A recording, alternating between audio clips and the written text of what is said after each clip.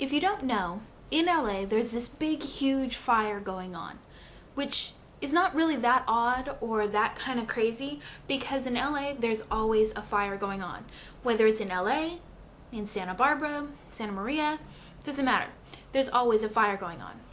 Well, this big fire down in LA along one of the main arteries into LA is just out of control.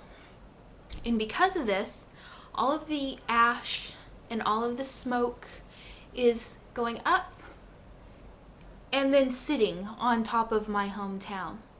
And it's just sitting there because I live in a swamp or a cesspool of ickiness. The bad thing about it is that I have a sensitive respiratory system, so this ickiness is just sitting there and I wasn't able to breathe. It was asphyxiation and it was horrible. So I decided to take my writer's retreat. Every year I try to take a writing retreat, and it's basically just me renting a really expensive hotel room and locking myself in a completely different situation for 24 hours. I usually try to do this in February because for some reason February is a really good month for me, but this last February I was really sick, work was really bad, and I didn't get to do it. So I figured since I'm dying in my hometown, I might as well go to the ocean where I can breathe. Needless to say, it's been really productive.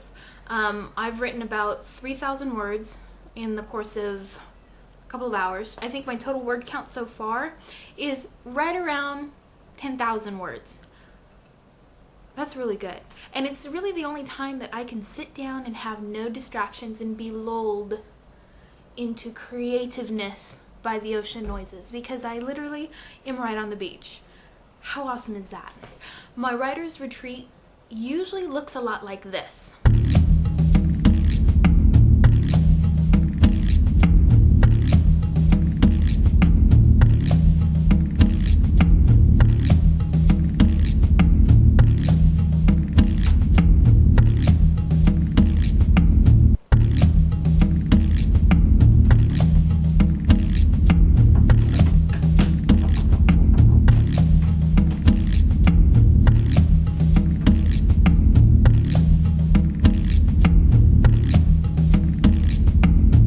As you can see, there's a lot of consumption of beverages, which really help to unblock the creative juices.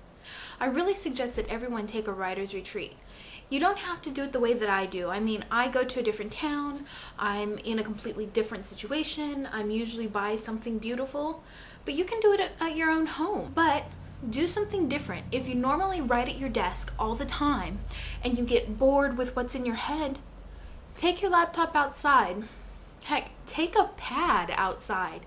It's amazing how just a change in scenery can really get your creative juices flowing. Have you ever taken a writer's retreat? And if you haven't, how would you? How would you plan one? Next week, you'll see me at my regular location.